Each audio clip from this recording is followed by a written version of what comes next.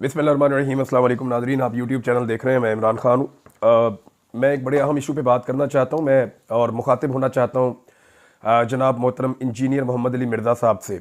और मैंने कभी उनके बारे में वीडियो नहीं बनाई या उनके जो पॉलिटिकल ख़यालात हैं इसके बारे में कभी इजहार नहीं किया।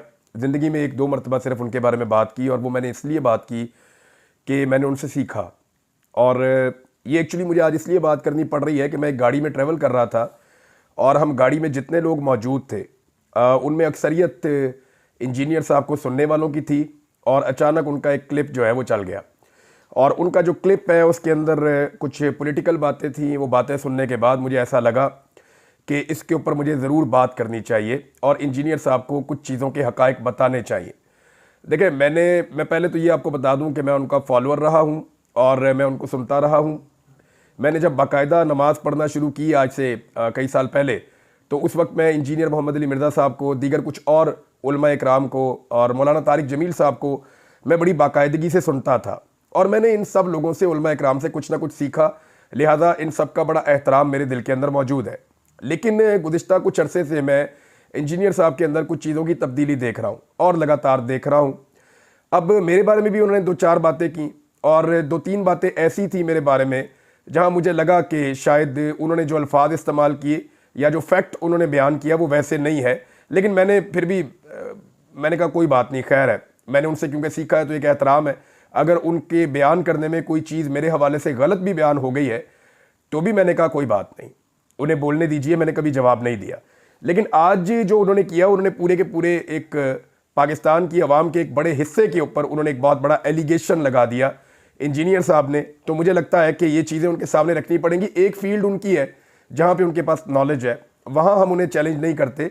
लेकिन ये जो मिलिट्री एस्टेब्लिशमेंट की फील्ड है या पाकिस्तान की क़यादत में एस्टेब्लिशमेंट की मुदाखलत की फील्ड है, यहाँ पे बयानात देना तो बड़ा आसान है, लेकिन इसको इन डेप्थ जानना बहुत मुश्किल है। मैं क्योंकि मिलिट्री एस्टेब्लिशमेंट को बहुत अच्छे तरीके से जानता हूँ और मैं बतौर जर्नलिस्ट काम करता रहा हूँ, इन लोगों के साथ राब्ते में कल भी था और आज भी अगर मुझे खबरें मिलेंगी तो राब्ते में रहूँगा।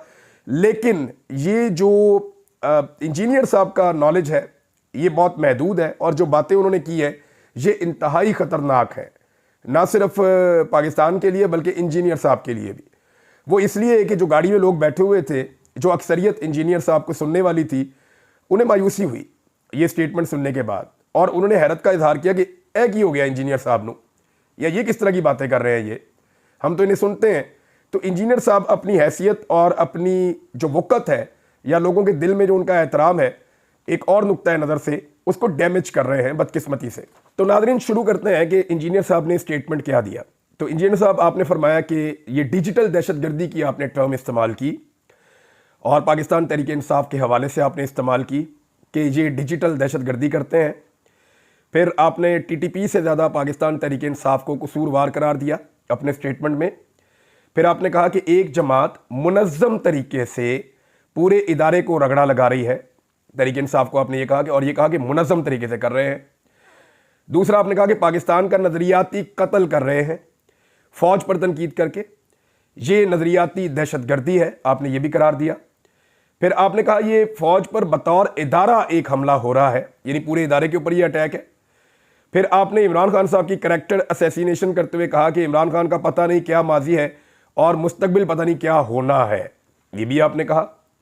फिर आपने फितना कत्ल से बड़ा जुर्म आपने कहा करार दिया, कुरान पाक में वाकई है।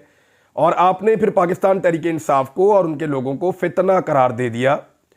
अब इसके बाद आपने कहा कि ये सारी सियासी बातें करने के बाद आपने कहा कि हमारा ये प्लेटफॉर्म सियासी नहीं है, इसलिए मैं इस लेवल पर नहीं उतरता। यानी आप कुछ और भी बताना चाह रहे थे, क्योंकि आप ये कह रहे थे कि नून लीग और पीपल्स पार्टी से बदतरीन जमात आपने पाकिस्तान तहरीक इंसाफ को करार दिया। अच्छा जी, इसके बाद आपने कहा कि तलबा इनके हाथों गुमराह हो रहे हैं। हिटलर से आपने इमरान खान साहब को तशबीह दी और फिर आपने ये भी क्लेम किया कि पाकिस्तान तहरीक इंसाफ के 4 टुकड़े हो चुके हैं और मज़ीद टुकड़े भी होंगे, ये आपने पेशन गोई की। इसके अलावा आपने कहा कि इमरान खान साहब माफ़ी मांगें। अब ज़रा ये जो आपका स्टेटमेंट है इंजीनियर साहब, इसकी मैं कुछ चीज़ें आपके सामने रख देता हूँ। नंबर 1, डिजिटल दहशतगर्दी, ये टर्म आपने कहाँ से सुनी? ये तो पाकिस्तान के army chief general Asim Munir साहब बोलते हैं, या ये टर्म जो है वो मरियम नवाज बोलती हैं, या ये टर्म जो है PMLN के लोग ज़्यादातर बोलते हैं। तो मुस्लिम लीग नून और मिलिट्री एस्टेब्लिशमेंट की जो टर्मिनोलॉजी है डिजिटल दहशतगर्दी जो उन्होंने पाकिस्तान तहरीक इंसाफ के खिलाफ मुतारफ करवाई थी, इसको आपने बड़ा क्लैरिटी के साथ ये कह दिया कि ये पाकिस्तान तहरीक इंसाफ है और ये डिजिटल दहशतगर्द हैं। आपने बयानिया अपनाया एक मखसूस सिमत का, जिनको 17 सीटें मिली हैं, जो इलेक्शन हार चुके हैं, PMLN और मिलिट्री एस्टेब्लिशमेंट। फिर आपने TTP से ज़्यादा पाकिस्तान तहरीक इंसाफ को कसूरवार करार दे दिया। अब तहरीक तालिबान पाकिस्तान इंसानों का कत्लेआम करते हैं और PTI एक सियासी जमात है, उन्होंने किसी एक का भी कत्ल नहीं किया, वो सिर्फ अपना मौक़िफ़ बयान करते हैं। और अगर जमहूरियत है इस मुल्क में तो सबको अपना मौक़िफ़ बयान करने की इजाज़त होनी चाहिए। फिर आप कह रहे हैं कि एक जमात मुनज़्ज़म तरीके से पूरे इदारे को रगड़ा लगा रही है।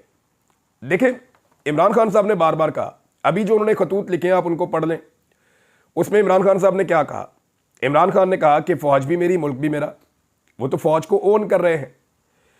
ये जो तनकीद होती है, मैं करूँ, इमरान खान करें, या बाकी जो लोग ओवरसीज़ पाकिस्तानी हैं या जो पाकिस्तान के अंदर सोशल मीडिया एक्टिविस्ट हैं, ये लोग फ़ौज के ख़िलाफ़ तो नहीं है। फ़ौज को तो हम अपना पेट काट के पालते हैं। फ़ौज जो है वो तो हम अपना खून पसीना एक करके फ़ौज के लिए बजट इकट्ठा करते हैं और हम ये चाहते हैं कि हमारी मजबूत फ़ौज हो। ये पूरा पाकिस्तान यही चाहता है। मामला फ़ौज का नहीं है, मामला ये है कि मिलिट्री एस्टेब्लिशमेंट, ये ऊपर बैठे हुए चंद लोग होते हैं, आप बेहतर जानते हैं।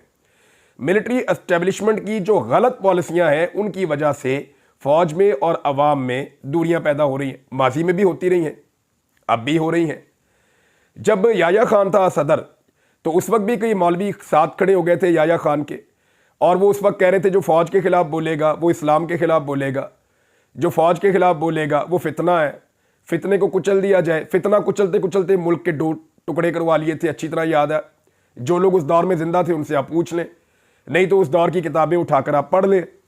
तो अब ज़रा क्लैरिटी के साथ आ जाएं कि इमरान खान तो कहते हैं कि फ़ौज मेरी है, मुल्क भी मेरा है, लेकिन जो मिलिट्री एस्टेब्लिशमेंट की गलत पॉलिसियां हैं जिनका मैं आगे जाके जिक्र करूंगा, उनकी वजह से अवाम में और फ़ौज में दूरियां पैदा हो रही हैं।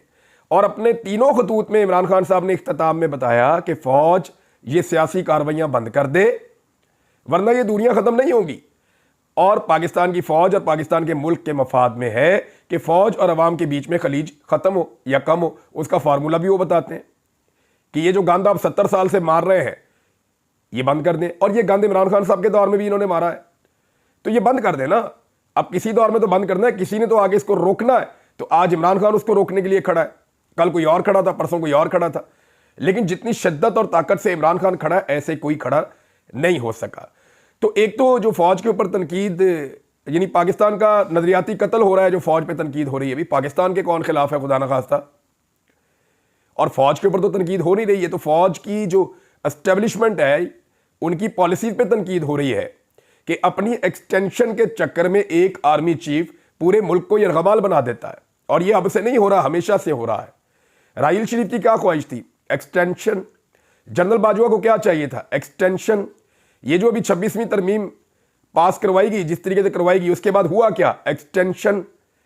5 साल की मुद्दत मुलाजमत होगी आर्मी चीफ की, और इससे पहले भी यही होता रहा है। तो एक्सटेंशन है ना, एक बंदा अपनी नौकरी की खातिर पूरे मुल्क को दांव पर लगा देता है अपनी बादशाहत की खातिर। इसको नजरियाती दहशतगर्दी आपने करार दिया। ये आप कह रहे हैं कि ये फ़ौज पर बतौर इदारा हमला हो रहा है। मैं आपको बार बार कह रहा हूं कि पाकिस्तानी अवाम फ़ौज पे हमलावर नहीं है, ना पाकिस्तानी अवाम फ़ौज से नफरत करती है। पाकिस्तानी अवाम सिर्फ फ़ौजी क़यादत की पॉलिसियों से नाला है। वो ये कहती है कि आप सियासत में मुदाखलत बंद करें, और वो तमाम काम जो माजी में आप करते रहे हैं और हम आंखें बंद करके यकीन करते रहे। इमरान खान का कसूर ये है कि ये वो पहला आदमी है जिसने आम आदमी को समझा दिया कि ये मुदाखलत हो रही है। नवाज शरीफ ने समझाने की कोशिश की, लोग समझने लगते थे, मियाँ साहब डील कर देते थे। मियाँ साहब समझाने की कोशिश करते थे, लोग समझने लगते थे, मियाँ साहब डील कर देते थे। पीपल्स पार्टी ने समझाने की कोशिश की, लोग समझने लगते थे, पीपल्स पार्टी डील कर देती थी। आज इमरान खान का फ़र्क ये है कि उसने समझाने की कोशिश की, लोग समझ गए, और इमरान खान ने डील नहीं की। तो ये फ़र्क है, ये मैं आपको बता देता हूँ। फिर एक और आपने कैरेक्टर असैसिनेशन की, आपको जेब नहीं देती। इमरान खान के माजी का क्या किसी को नहीं पता? वो खुद अपने मुंह से कहता है मैं कौन सा कोई फरिश्ता था। इंजीनियर साहब, किसी के माजी के ऊपर भी कोई उंगली उठा सकता है, माजी तो किसी का भी साफ नहीं होता। बड़े बड़े सहाबा इकराम के माजी के ऊपर भी लोग उंगलियां उठाते थे। हम तो उनके पैरों की खाक भी नहीं है, हम तो उनके जूतों की खाक भी नहीं है। लेकिन आप इमरान खान की कैरेक्टर असैसिनेशन कर रहे हैं। क्या आपने उसके दिल में झांक कर देखा है कि वो अल्लाह के कितने करीब है? हो सकता है अल्लाह रब्बुल इज़्ज़त उसको आपसे ज़्यादा पसंद करता हो सकता है अल्लाह के नज़दीक उसके दर्जात आपसे ज़्यादा बुलंद हो, तो आप उसकी कैरेक्टर असैसिनेशन कर रहे हैं कि इसका माजी क्या था, इसका हाल क्या। आप फैसला करेंगे इंसानों के कैरेक्टर्स का, आप फैसला करेंगे कि कौन क्या है। कुछ फैसले रब पे छोड़ दीजिए, उसको ये फैसले करने दीजिए। आपने फैसला करना है तो इस बुनियाद पे करना है कि मेरे मुल्क के लिए कौन ठीक है। आपकी अपनी एक पॉलिटिकल राय हो सकती है, लेकिन आपने कहा कि फितना करार दिया पूरी तरीके इंसाफ को। आपको पता है इन्हें पाकिस्तान में कितना वोट पड़ा है? इनसे बल्ले का निशान छीन लिया, इनसे इनकी तमाम सहूलियात छीन ली, इन्हें दीवार के साथ लगा दिया गया।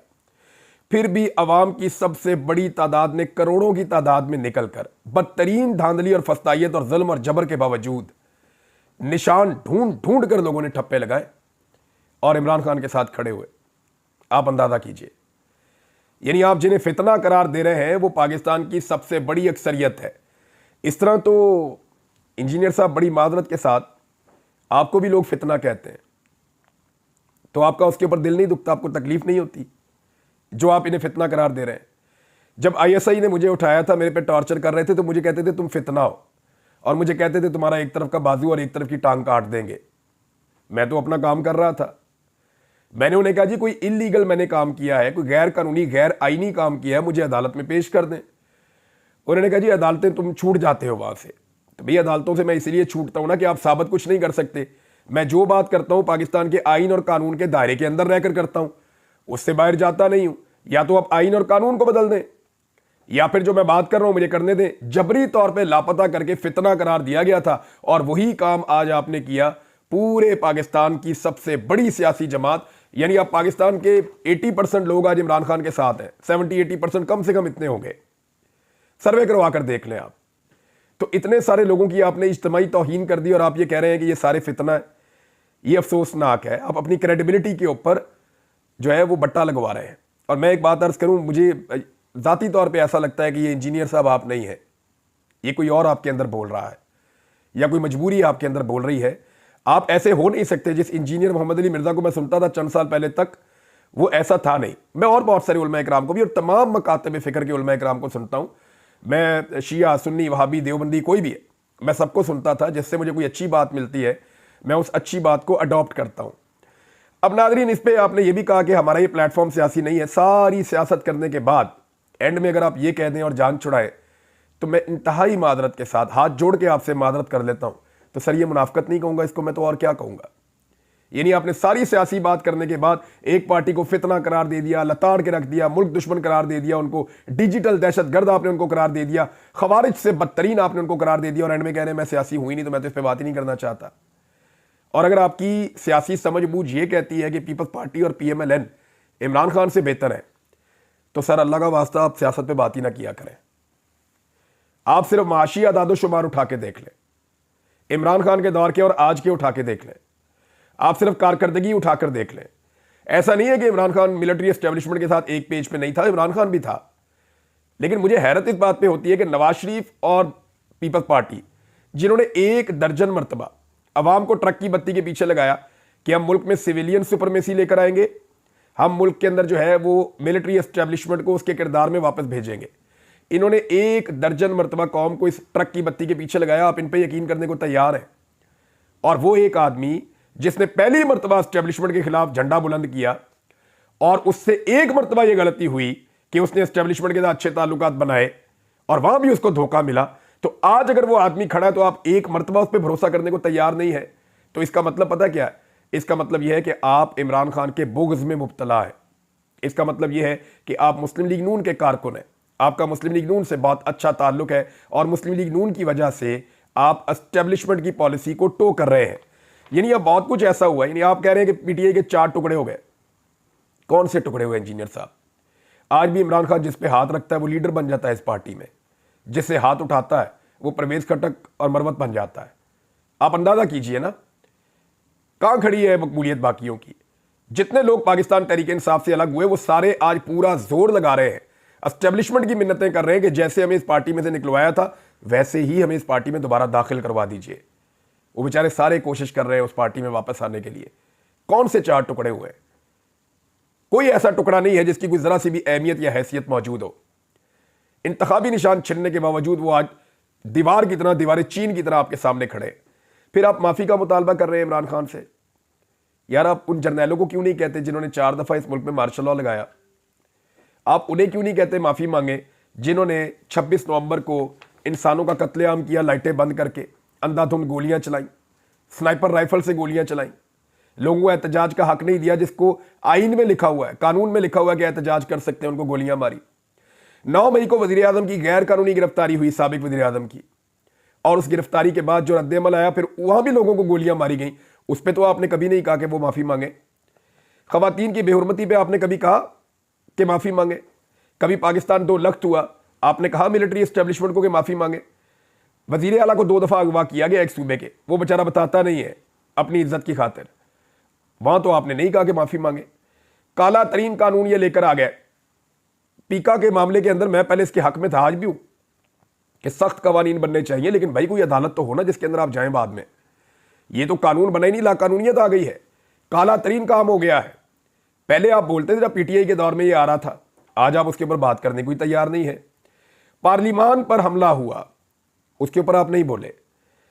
औरतों और बच्चों को अगवा किया गया इस मुल्क में एक आईनी तरमीम के लिए, वहां आपने माफी का नहीं कहा। इद्दत वाला केस, यानी पाकिस्तान की नहीं दुनिया की तारीख के घटिया तरीन केसेस में से एक केस बनाया गया एक साबिक खातून अव्वल के ऊपर, सिर्फ इमरान खान को और उसकी बीवी को जलील करने के लिए, उसके ऊपर आप नहीं बोले। चादर और चार दीवारी का तकद्दुस पामाल हुआ, उस पर कोई हदीस आपको याद नहीं है, उस पर इस्लाम नहीं जागता आपका। अदलिया पर मुकम्मल कब्जा कर लिया गया पाकिस्तान में, इसके बारे में हमारा इस्लाम कुछ नहीं कहता। फ़लस्तीन के मौके पे जो निकलता है उसको डंडे मारते हैं, गिरफ्तार कर लेते हैं, इस पर हमारा इस्लाम कुछ नहीं कहता। इंसानी हुकूक की पामालियाँ पाकिस्तान में हो रही हैं, लगातार हो रही हैं। क्या इस पर बिल्कुल खामोशी रहेगी? इस पर कोई माफ़ी नहीं मांगेगा। जबरी गुमशुदगियाँ हो रही है। मैं खुद जबरी तौर पर लापता रहा, मुझे ISI उठा कर ले गई थी, ले जाके मेरे पे बदतरीन टॉर्चर किया उन्होंने। यही आर्मी चीफ थे जनरल आसिम मुनीर, इनके दौर में लोगों ने इनसे रब्ता भी किया था, और इन्होंने जो कुछ उन लोगों को कहा था वो भी एक वक्त आएगा मैं चीज़ें सामने रख दूंगा। मेरे पास बहुत सारी चीज़ें मौजूद हैं, लेकिन मामला ये है कि इनके ऊपर आप क्यों नहीं बोलते, इन पे आप क्यों नहीं आवाज़ उठाते? उनको बोले ना कि वो माफ़ी मांगे। यानी सारा फितना एक तरफ ही है, यानी जिन लोगों को मार पड़ती है, रोज़ाना मार पड़ती है, वो जलील होते हैं, रुस्वा होते हैं, उनकी प्रॉपर्टीज़ को तबाह कर दिया जाता है, उनके घर बार को तबाह कर दिया जाता है। यानी मुझे तो आज तक इंसाफ नहीं मिला। तो जिन लोगों के साथ इतनी ज्यादती हो, जब उसके रद्द-ए-अमल के अंदर आवाज़ निकालें या एहतजाज करें, तो वो फितना हो गए। वो सोशल मीडिया पे आवाज़ उठाते हैं, मीडिया पे आवाज़ उठाते हैं, सड़कों पे निकल कर एहतजाज करते हैं। आपको गुस्सा ये है कि यूके के अंदर आर्मी चीफ के खिलाफ एहतजाज क्यों हुआ? वो फौज के खिलाफ नहीं हुआ, जनरल आसिम मुनीर साहब जो आर्मी चीफ है उनके खिलाफ एहतजाज हुआ, और वो इसलिए हुआ कि इस आर्मी चीफ ने एक जाली हुकूमत बनाई है फार्म 47 के ऊपर। ना सिर्फ जाली हुकूमत बनाई है, बल्कि जाली हुकूमत बना के उसको ज़बरदस्ती चला भी रहे हैं, और पाकिस्तान में जुल्म, जबर और फस्तायत का बाजार गर्म किया हुआ है। पाकिस्तान में 2 मरतबा कत्लेआम किया है, इनके दौरे हुकूमत में ही हुआ है जब से ये आर्मी चीफ है, और तब से लेकर अब तक पाकिस्तान में इंसानी हकूक बिल्कुल नापैद हो चुके हैं।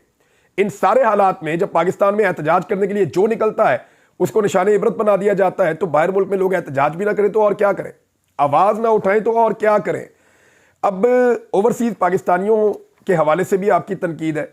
अच्छा जी, इसमें मैं इंजीनियर साहब, क्योंकि बहुत लंबा हो जाएगा वीलॉग, मैं जाते जाते आपको 2-3 चीज़ें बताना चाहता हूँ। एक तो ये है कि इंतहाई माजरत के साथ आपने नून लीग के साथ अपनी वाबस्तगी जो है वो साबित कर दी है।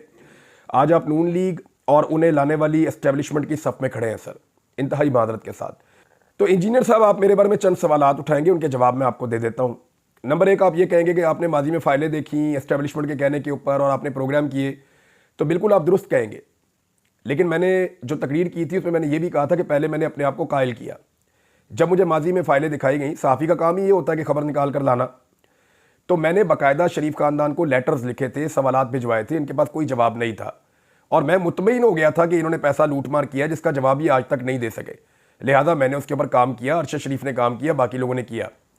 इसी तरह मुझे और अरशद शरीफ को इमरान खान के बारे में भी फ़ाइलें दिखाई गई थी। हमें दावत दी गई और हमें कहा गया जनाब आप ये फ़ाइलें देखें, ये देखें इमरान खान ने करप्शन की है, और हमारे किसी सवाल का जवाब ISI के अफसरान के पास नहीं था। मैं आपको क्लियरली बता रहा हूँ, और हमने इमरान खान साहब को भी सवालनामा भेजा था और उन्होंने हमें सारी चीज़ें क्लियर कर दी थी। तो ये फ़र्क है, यानी एक सहाफ़ी का काम ये है ना कि वो पहले तहकीक कर ले। तो मैंने तहकीक की, मेरी तहकीक में नवाज शरीफ साहब जालिम साबित हुए, उन्होंने लूट मार की हुई थी, लिहाजा उनके खिलाफ मैंने अपने प्रोग्राम्स किए, मैं आज भी उन पर कायम हूँ।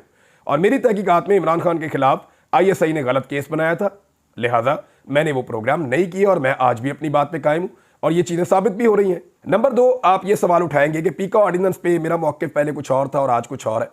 देखिए, पीका ऑर्डिनेंस था वो, मेरा मौक़िफ़ आज भी वही है। कवानीन को सख्त कीजिए, सबके ऊपर लागू कीजिए, लेकिन कम से कम किसी अदालत में जाने का इख्तियार तो रखिए हमारे पास। ये नहीं होना चाहिए कि एक ख़ास तबके को पीसने के लिए आज पूरी दुनिया का जो वर्ल्ड रिकॉर्ड है वो ये बता रहा है कि गज़ा के बाद पाकिस्तान में सहाफ़ी सबसे ज़्यादा गैर महफूज है। क्या इमरान खान के दौर में ऐसा था? ऐसा नहीं था। फिर आप एक और सवाल उठाएंगे कि माजी में एस्टेब्लिशमेंट के मौक़िफ़ पर मैं दुरुस्त समझता था, मेरा मौक़िफ़ क्या था? तो बिल्कुल ठीक बात है, इस पर मैंने कौम से माफ़ी मांगी है, बलोचों से भी माफ़ी मांगी है कि मेरी ये गलत फहमी थी कि एस्टेब्लिशमेंट पाकिस्तान की वफ़ादार है। मुझे पता चला कि वो अपने ज़ाती मफादात की वफ़ादार है और वो अपने मफादात को हमेशा पाकिस्तान के ऊपर मुकद्दम रखते हैं, जिसका नुकसान बार बार पाकिस्तान उठाता है। तो मैंने इस पर माफ़ी मांगी है, आपको भी मांगनी चाहिए। आप एक और सवाल उठाएंगे, मैंने अपने अगवाकारों के खिलाफ पाकिस्तान में कार्रवाई क्यों ना करवाई? तो एक तो ये याद रखिएगा, मैंने पाकिस्तान में ये बात कई मरतबा बता दी थी कि मुझे ISI ने अगवा किया और मैंने पाकिस्तान में बाकायदा पुलिस से भी रुजू किया था, अदालतों के भी दरवाजे खटखटाए थे, किसी ने भी मुझे इंसाफ देने से इनकार कर दिया। और जब मुझे कत्ल करने की साजिश शुरू हुई तो मुझे पाकिस्तान छोड़ना पड़ा बदकिस्मती से। तो मैंने पूरा जोर लगाया पाकिस्तान के अंदर इंसाफ लेने का, लेकिन क्योंकि वहाँ पे आर्मी चीफ है, लेकिन क्योंकि वहाँ पूरा का पूरा मिलिट्री एस्टेब्लिशमेंट है, तो मुझे इंसाफ मिलने की कोई उम्मीद नहीं थी और कोई दरवाज़ा नहीं खुल रहा था। फिर आप मुझे बतौर सहाफ़ी बैलेंस होने का मशवरा देंगे, तो मैं आपको एक चीज़ बता दूँ इंजीनियर साहब कि मैं सही और गलत के बीच में बैलेंस नहीं हो सकता। माजी में जब इमरान खान की हुकूमत थी तो मैंने कई चीज़ों पे उन पर इख्तलाफ किया और तनकीद की और भरपूर की। हो सकता है मैं आइंदा भी तनकीद करूं, लेकिन एक बात आप अपने जहन में रखें कि मैं मरे हुए को नहीं मारूंगा, क्योंकि मैं सहाफ़ी होने से पहले एक इंसान भी हूं और मुसलमान भी हूं। तो तारीख़ की दुरुस्त सिमत में खड़े होना, मजलूम का साथ देना, ये भी हमारी जिम्मेदारी होती है। मैं अगले वीलॉग में नाज़रीन आपको खबरें बताऊँगा। इंजीनियर साहब का बड़े अरसे से उधार था, मैं चाह रहा था कि मैं ना इस बारे में बात करूँ, लेकिन उनके इस क्लिप ने मुझे मजबूर किया। अपना ख्याल रखिएगा, अपने इस चैनल का भी। अल्लाह हाफ़िज़।